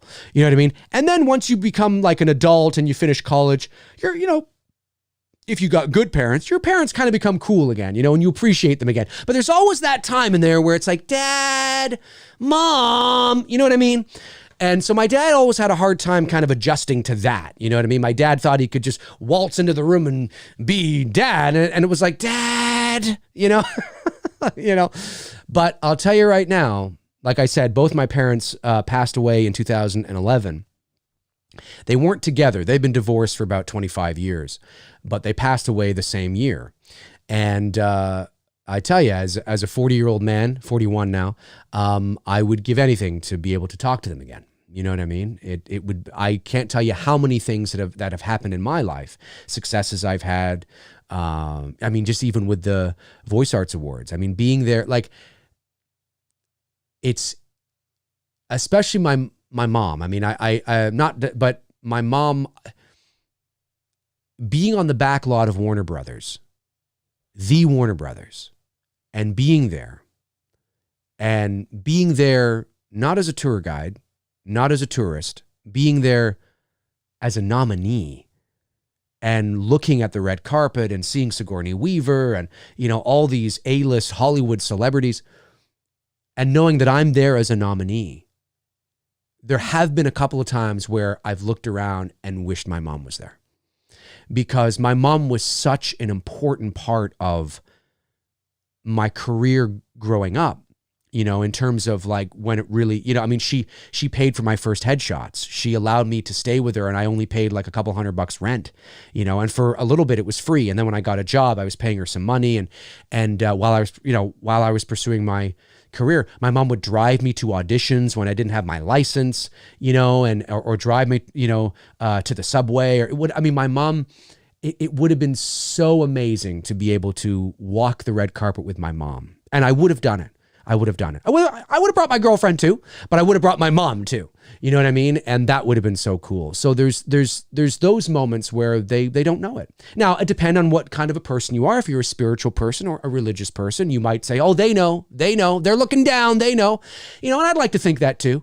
But it's certainly, out of all the gripes and things you go through with your parents and all the things that, certainly the older you get, and if they're not there anymore, and if you have a good relationship with your parents, because there's a lot of people out there that don't, right? There's a lot of people that have shitty parents, shitty fucking parents that don't give a fuck about them, don't give a shit about them, and that don't talk to them, and that are dead even if they're alive. But if you're fortunate enough to have good parents, and even though my parents divorced, I had good parents. I had a good relationship with both of them. Man, when they're gone and you go on and, there's a lot of things that happen in your life. For some people, it'll be like the birth of a child, right? Or a monumental moment in somebody's life, where you're like, if only they were here to see this, So yeah, anyway, not to get all sentimental there, but it's definitely, yeah, my dad was a funny dude, was a very funny dude. And my inspiration, this kind of thing, my theatrics and crazy voice, that was my dad. That was definitely I definitely get that from him, 100%. All right, let's keep going here. Danita Brown says, good afternoon, Frank Reiger, Tab the Short. Good afternoon, Danita. Danita says, hello, Dave McRae. Sounded like your dad was awesome. He was pretty cool. He had his moments. He had his moments where it's like, Dad, like every parent does. But yeah, I mean, he was a pretty cool dude. Robert Thidoff says, how about a McRae live with the top 5 scenes in Halloween with the best Halloween mood and atmosphere? Well, I'm pretty sure I've done videos on that in the past. I'm pretty sure there are videos on my channel where I've done or a Two Dudes or something where we've done top 5 Halloween scenes or deaths or something to that degree. But maybe I'll do it. I mean, certainly people will watch it. Let's see here. Michael Dean says, Dave, I live in Connecticut and mostly everything is back open. Bars and barbershops open today. What's the update up there in Toronto? Oh man, I mean, I understand it. I get it, but it's frustrating. It is. The Premier of Ontario, which is like the governor of a state, okay? So the Premier, or the governor, for all intents and purposes, of Ontario, has just basically extended the state of emergency till the end of June. And it's like, I mean, I get it, but, I mean, there are little things that are open. Curbside pickup is sort of open a little bit, but people are starting to get a little, because of course the weather is nice here now. We're into our summer, so it's like 85, 90, 95, and it's like people are out there and it's going to be hard to control and contain. We're just taking it in stride. Bruce and I are just sort of continuing to, I'll have to talk to Bruce and find out what the situation is where he works, obviously at White's, and find out what's going on. Because White's, I say this because not everybody knows, but Bruce works for Canada's largest distributor of lighting and grip gear for the motion picture and television industry. So it's chapter 1 and 2, rented from White's. A lot of Hollywood films rent from White's when they shoot up here, whether it's Vancouver, Toronto, wherever they're shooting. So I'll have to talk to Bruce and find out sort of what the situation is there. It's frustrating. It is, because I think everybody's antsy and ready to go, especially with things getting nicer and the weather and things like that. I believe that at the very least, I think we can open restaurants to a limited capacity. I would like to see restaurants open to a limited capacity. I think we're ready for that. I think we are. And if restaurants have to remain closed for another month here, man, I don't know. There's already some that have closed shop completely, like Staples that have been in Toronto for like 40 years have just like, we can't do it. We're done. That's already happened. And I know that Toronto's not the only place where that's happened. So no, unfortunately, we're still in like phase 1 or stage 1. It's just crazy. It's crazy, man. I get it, but it's crazy, and I know I'm not the only one that's feeling that antsiness. You know what I'm saying? Let me see here. Billy Van sends a super chat and says, you're awesome, Dave. Stay true to yourself. Thank you, Billy. Really appreciate that very much. Everyday Horror says, Dave, Fandom Empire are the ones claiming to have all these inside sources regarding Halloween kills. So Sean over at Fandom Empire. Don't know if he's doing it for clicks or what he says. He has top-notch info. Well, Sean is, I know Sean to be a cool dude. Sean is, admittedly, I'm not up on what Fandom Empire is doing in terms of who their sources are or who's reached out to them. I can't speak to that. And it's not personal. I've never had an issue with Sean. Sean seems like a cool guy whenever he's had me on. He doesn't appear to be the kind of guy that would lead people astray or make shit up for clicks. But admittedly, I don't know. I only know Sean. He seems like a cool guy, and he's had me on, but I don't know him well, so I can't speak to that. He doesn't strike me as the kind of person that would make a video for clicks. But if he says that there are people that he has that are saying that, he might be right. He might be right. I don't know what Fandom Horrors statistically what their success rate is in that. I know that they have had sources tell them things about Star Wars, about Halloween. I don't know. I mean, people who watch Fandom Empire on the regular, like all the time for years, would be able to tell me more whether or not what their success rate is. I don't know. So I didn't see that. So does that mean that Sean doesn't have somebody that is telling him the absolute truth? It is a 10-minute flash. No, doesn't mean that. But Sean's pretty good. I think Sean's pretty good at laying out the, hey, this doesn't mean this is 100%, but this is what I'm being told. I think this is interesting. What do you guys think? He's pretty good at laying his videos out like that and not laying it out as the gospel. I've noticed that he's pretty good at doing that. So, but who his sources are, I have no idea. Gamer O Night says, I always wished my mom was alive again, and I could tell her all about how the internet has evolved and online shopping has evolved since 2003. Yeah, there's a lot of things. I hear you, man. I hear you 100%. Let's see here. John Cash. Any relation to Johnny Cash? My number one favorite actor is Jack Nicholson. Fan of him, Dave? Oh, yeah. Who's not a fan of Jack Nicholson? One Flew Over the Cuckoo's Nest, The Shining, Chinatown. I know I'm going back there, but certainly Jack Nicholson is an iconic, he's a legend. And I think, if I'm not mistaken, he has the most Academy Award nominations for a male actor. I don't think it's nominations overall, because that goes to Meryl Streep. I think it's for a male actor, if I'm not mistaken. I think, but I do stand to be corrected on that. Who doesn't like Jack? I mean, who doesn't like Jack at the end of the day, right? There's always room for some Jack. Great stuff there. Mother Mayhem says, I feel that I've had to close up shop on my business because I can't afford to replenish my supplies right now after this time off. Then there's insurance. Businesses are, I totally agree. I hear you. It's true. I mean, I know several people who own mom and pop shops or independent retailers that, of course, are not part of, a big conglomerate corporate entity like a Walmart or, whatever it is, who are majorly struggling. I personally think it's time, based on the evidence that I've seen, and this is my personal opinion, I think it's time, and again, it could be, it depends on where you are, but at the very least to start opening things up to a limited capacity. So that means if your restaurant normally seats 100 people, well, now you only take in 20 people. And you designate, you don't seat them beside each other. You designate tables that are within social distancing rules. And that's what you do. And the waiter comes over and maybe has a mask on or something to that effect. That's what you do. But at the very least, I think we can move in that direction.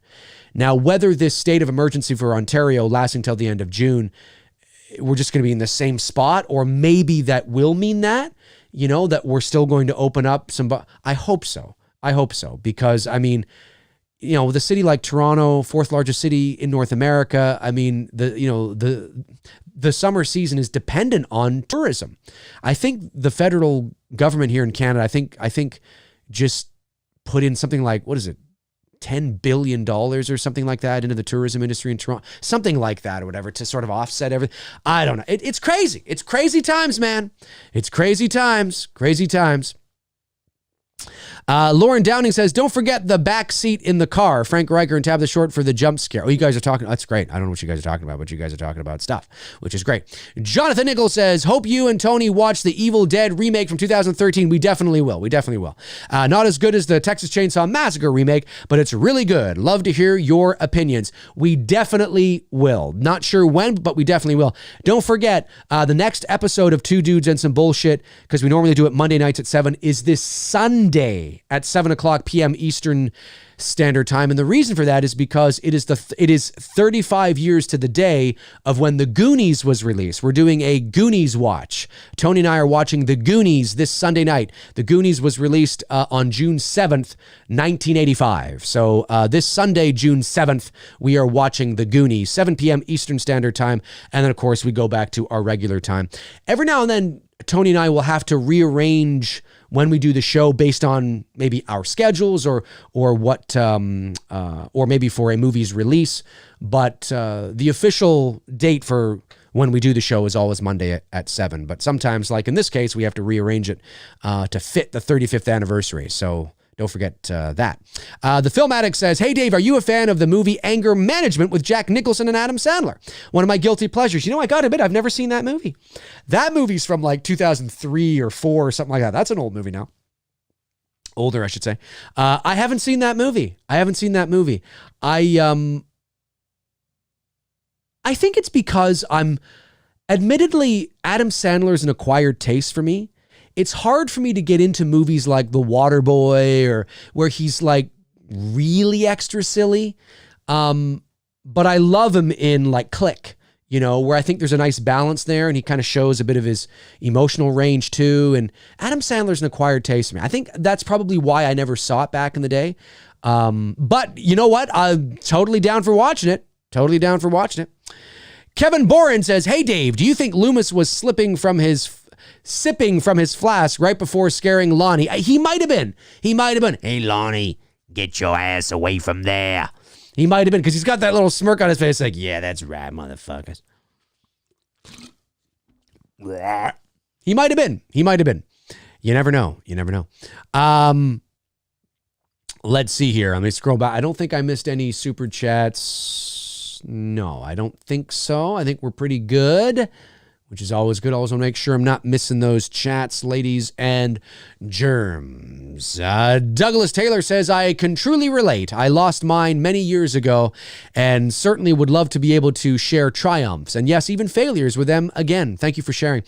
I hear you, Douglas. It's true. Now, my mom's brothers, she has 2 brothers, my Uncle Doug and my Uncle Graham. My Uncle Graham lives in Italy, and my Uncle Doug lives way up in Northern Ontario here. They're still around, and they're in their early 70s now, but it's just sad. Yeah, I mean, my mom could still, my mom was only 67 when she passed, and my dad was 69. And yeah, I hear you, you know, and I agree with you. There's you want to share your successes with them, but there's also those moments of despair and hardship, and you know where you want to turn to them and you want to seek their advice or you want to talk to them. You know, it's really difficult. I agree with that. It's not just the triumphs; it's the down moments too, right? Yeah, I hear you. Let me see here. The Film Addict says, "Hey Dave, are you a fan?" Oh. I already read that. Everyday Horror says, Dave, have you ever had any paranormal experiences? I have, yes, many moons ago in my second year of college, which I have written a feature-length screenplay on about that. It would take it's much too intense to get into here, but just know that I have, and I've written a script that I would love to produce into a feature-length film.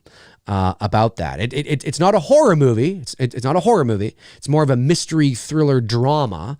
But yes, I have. I definitely have. Let me see here. Kevin. Oh, I already said that. Chastity Smith says, Dave, with the production of It's Me, Billy, and you start.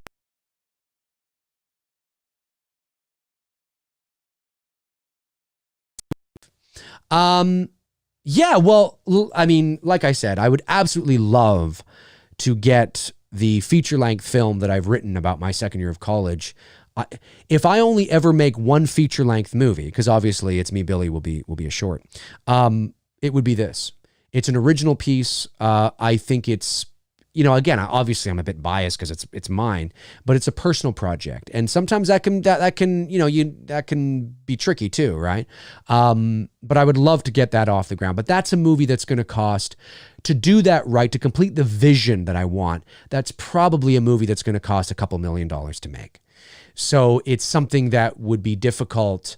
You know, you could start a Kickstarter for it, obviously, but that's definitely a passion project that's been in, you know, development hell, I guess, for the better part of 20 years. And I would love to do that movie. I got to go back and look at the script. I'm always polishing it and tweaking it over the years, you know. Every now and then I'll go back and tweak it, go over it, update it. but it's definitely something that I want to do. One of the biggest struggles I face with it, though, is because obviously it's on the verge of becoming a period piece. Because, my second year of college was, over 20 years ago. So a lot of there was no social media, no YouTube, it was very different, similar, but a different time. And the longer, I wait to do this, if I wait another 10 years, my God, right? So I sort of have to figure out, when I go over the script, I'm always like, well, do I set this in the year 2000? Because it's based on a true story. Or do I set it in present day, but just use the events that happened 20 years ago and make, you know what I mean? Like, there's so many ways that you can go about it. And when I first wrote the script, like 18 years ago, that wasn't an issue. I was setting it in the year 2000 because, 2000 was only 2 years ago when I began writing the script. But now it's 20 years ago, and it's like, well, Jesus, I got to start thinking about those things. So there's a lot of things that I have to think about when approaching that script. But it's called Port Robinson Road, and it's a personal piece. It's a passion project. It's my Star Wars, to what Lucas had there, right? Not that I'm saying that it can spawn sequels. Not that. It's a one-off sort of thing. But and it's not a horror movie. It's not in the tradition. It's not Paranormal Activity meets The Nun. It's not that kind of horror movie. It's more of a. It's more mature. You know what I mean? It's a mystery thriller drama kind of thing, But anyway, so yeah, there is that, but we'll see what happens. Frank Riker sends a super chat and says, Dave, what type of uncle are you? Are you Uncle Buck or an Uncle Fester? I would say I'm an Uncle Buck. I would say, to a degree, maybe a mix and match of both. I think I'm a cool uncle. I'm the uncle that's going to take you to the movies. You know what I mean? Uncle Fester. That's so funny. Let me see here. Jesker James says, speaking of paranormal experiences, I have a pre-birth memory. Oh, weird. I remember being without a body, floating in a dark void, scared of coming into the world, and suddenly the darkness sped up around me. That's some pretty cool stuff, man. That's pretty cool. I gotta say, that's it's pretty cool. That's pretty cool stuff. That's like a movie all right there. That's pretty awesome. Mother Mayhem says, we had plans to come your way in August for a concert. Even if they reopen anything, I'm scared to go to a big city like Toronto. Toronto will bounce back. Y'all are resilient. We are definitely resilient. What concert was that? Who was coming to Toronto in August? But I know what you mean though, right? Like, listen, right now the borders are closed. So like with Dylan's New Nightmare, that's something that we're taking into consideration as well, is that Freddy can't be on set unless the borders open up. So we're all hoping that the borders open up at least to air travel, soon. Cause I got to get down to Phoenix when we start to shoot this movie. It's crazy stuff, man. This whole thing, like who knew 2020 was going to be, and everything going on right now with the riots and the protesting. And it's like, fuck. It's put a dent in most people's plans. It's put a dent in everybody's plans. Crazy stuff. Alex G says, Dave, I still can't get over the incompetence of the pink mask in H4. You and me too. You're not the only one, man. You're not the only. How do you come on, it's crazy. It's crazy. And David Irwin says, hi, Dave. Just wondering, do you and Tony have plans to do a Jaws on Two Dudes and Some Bullshit? And just want to ask you for your videos Thank you for your videos as they really are appreciated during this COVID pandemic. Well, thank you for saying that, David. I appreciate you watching. I appreciate you saying that. And yes, Tony and I are planning on doing Jaws in and around the 4th of July, naturally, right? So in about another month or so, you will get Jaws, because obviously Jaws, the 4th of July is a big thing, right, around Jaws. So yeah. Robert Thidoff says, if Olivia Hussey wanted a cameo and it's me, Billy, would you oblige? Well, yeah, of course. Yeah.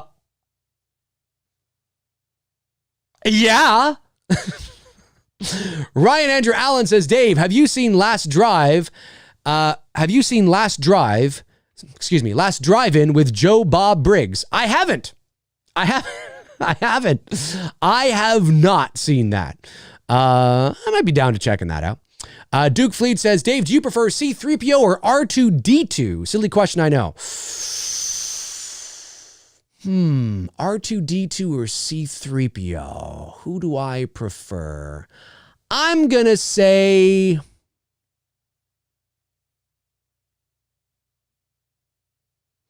I don't know. It's a good question. I mean, C-3PO is sort of that, because they're very different, right? R2-D2 is that cool, calm, and collected, like he's got it. He's got this. You know, C-3PO is like, maybe R2-D2, because C-3PO is a little neurotic. You know, he's a little, you know, he lacks confidence. You know, maybe R2-D2. R2-D2, he's a cool guy that's like, it's all right. I got this. You know? Maybe that'll be it. All right, we'll go for another 10 minutes. 10 more minutes. We'll take this thing to 2 hours, and then we will call it a day. Gamer O'Night says COVID-19 was cover for more sinister operations. Sadly, given the current events, sad that a small percentage of people died of COVID-19. Everyone else lives have to be upset and destroyed. That's Gamer O'Night's opinion there, folks. Don't attack him now. We don't need to turn this into he's just expressing his thoughts there. He's keeping it, mature and calm. Those are his thoughts. That's how he feels. Thank you for sharing that, Gamer O'Night. Appreciate that. Jonathan Nichols says, Dave, I know what you did last summer was said on the 4th of July. Also, Future Watch. Indeed it was. Yeah, I think so. I think we might do a I know what you did last summer watch eventually, for sure. Mother Mayhem says, Green Day. Oh, yeah. Do you have the time to listen to me whine? Green Day. Of course, that's when they were really huge back in the mid-90s when I was a teenager. Mother Mayhem says, Green Day, teenager me was so stoked. Yeah, there you go. See, perfect. Yeah. And yes, I'm a border city with Port Huron, Michigan. The border being closed is majorly hard for us. Absolutely. Especially split families across the border. I agree. It's tough. Oh, it's tough. I mean, everybody's sort of just doing our best to take it in stride. And it was easier when the weather was shitty, right? I mean, when the weather's shitty, it's like, well, whatever. You want to stay inside. You want to stay inside anyway when the weather is shitty. But now that the weather's nice and it's like, people want to get out there. I mean, I jog. I do most of my jogging at night anyway, so it's not a big deal. But I can understand how people want to get out for walks. They want to get out and jog. They just want to get out and enjoy the sunshine. Even though nothing's open per se, you just want to be out. And it's good for you. The vitamin D from the sun is good for you. It's good for you to be out and enjoying that kind of stuff. So I hear you. Anton Hexler says the rioters are a bunch of communists and other subversive leftists. Well, that's Anton Hexler's opinion there, folks. Don't come down on him hard now. We don't want to turn this into, a bit, but he's expressing his opinion. That is his opinion. And no doubt, some of them probably are. I have no doubt about it. Dr. Splinter says, I'd love to see Green Day in Toronto. Yeah, I totally forgot about Green Day. Wow, they're still around, still making music. They were big, man. They were big when I was in like 10th grade. They were huge. I mean, there were like bands in my high school that were singing covers of that, dude, like Basket Case, I think it was called, right? Do you have the time? That was one of their big ones back in the mid 90s. Billy Van says, Dave, do you have a favorite vacation destination? I don't think I have a favorite vacation destination, although over the last number of years, I've been out to California quite a bit because of the Halloween convention and because of some work and because of the Voice Arts Awards. It's sort of like becoming like a second home in some ways, even though it's not my home, obviously. I'm not legally allowed to take up residence there, but being there on the tourist visa because anytime you travel out of country for vacation, you are traveling by default on a tourist visa, even though you don't have something that says that. Technically, that's what it is, right? but being out in LA and I'm getting used to the streets now and driving around and you know, and it's, you know, knowing where everything is. And so I'm really enjoying being out there. It's beautiful out there. And there's so many things that I've yet to see as well. So I'd say that's a favorite, at least of the last few years. You know, I mean, there's reasons why I've been out there, but that's a favorite. You know, I really enjoy going to Florida too. I think that's, you know, nice, can be nice down there as well. I don't know. I wouldn't say I have a favorite though. Admittedly, I haven't traveled a lot. I'm certainly not a traveler, and I haven't traveled all over the world, so I wouldn't say that I have a favorite. There's some places I'd love to see. Like I'd love to go to, I mean, I'm half English. My mother was born in England. You know, in that, you know, respect, I have a British lineage. So I'd love to get over to England and to see, you know, London and the countryside and Stonehenge. And I'd love to visit the United Kingdom for sure. Cause I still and I have family over there too. I'd love to go to Japan. Like go to Tokyo. I'd love that. Something about Japan I'd love to go to. I'd love to go to Fiji, like vacation in Fiji. Oh, it's beautiful. Yeah, there's a lot of places I'd love to go. I'd love to see the Egyptian pyramids. Oh, unbelievable. Although, see, that's a part of the world that is a little unstable right now. So it's kind of traveling over there, getting close to the Middle East, even though you're sort of on the, you know, you're not really in the middle. You are, but you're not. You're, you know, still on the edge of Africa there. You know, it's kind of, but I'd love to see it.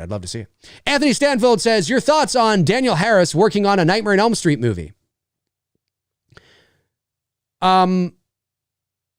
Whatever.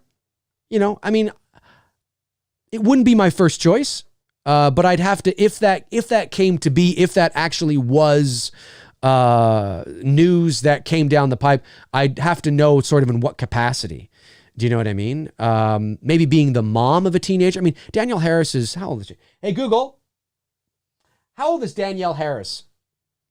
43 years old. 43, okay. So she's only a year or two older than me. 2 years older than me. So could she have yeah, she could have a teenager right now. I mean, it might be kind of cool to see her as the mom. Maybe she's a mom to a teenager in the movie, right? You know what I mean? That might be interesting. I don't know. I mean, I'm not against it, but rebooting the Elm Street franchise, Danielle Harris's name would never enter my head. Not because I don't like Danielle Harris. It's just, I just wouldn't think of her. You know what I mean? I just wouldn't think of that. But if I had to think of her, if somebody wanted her in there, I mean, maybe as one of the mothers, maybe, I don't know. You know, certainly she can't play one of the teenagers. I mean, she's 43 years old. So, and she looks good for her age. Looks great. But she doesn't look like she's 16 or 17. Let me see here. Aaron Click says, I'd love to go to Stonehenge and blare some Spinal Tap. That'd be cool. Lauren Downing says her birthday. Was her birthday yesterday?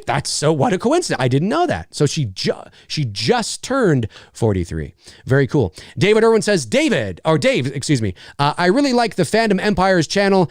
I really like that Fandom Empires channel is growing and was delighted to see you as a guest on their channel. That's awesome. Do you have any plans to collaborate with them in the near future? No immediate plans, but I'm always willing, if my schedule allows for it, if time allows for it, I'm always willing to come on any live show they want me to come on. We just have to make sure that the schedules work. You know what I mean? All right, one more minute here. Last minute to play. I should have that. Last minute to play in the third period. I should get that on my soundboard here. Let me see here. Let me just go back to the live board. I don't think I missed any super chats. Anthony Stanfield. Yes, and then Frank was the uncle or you, Uncle Bob. Okay, no, I don't think I have. Okay, good. Ladies and germs.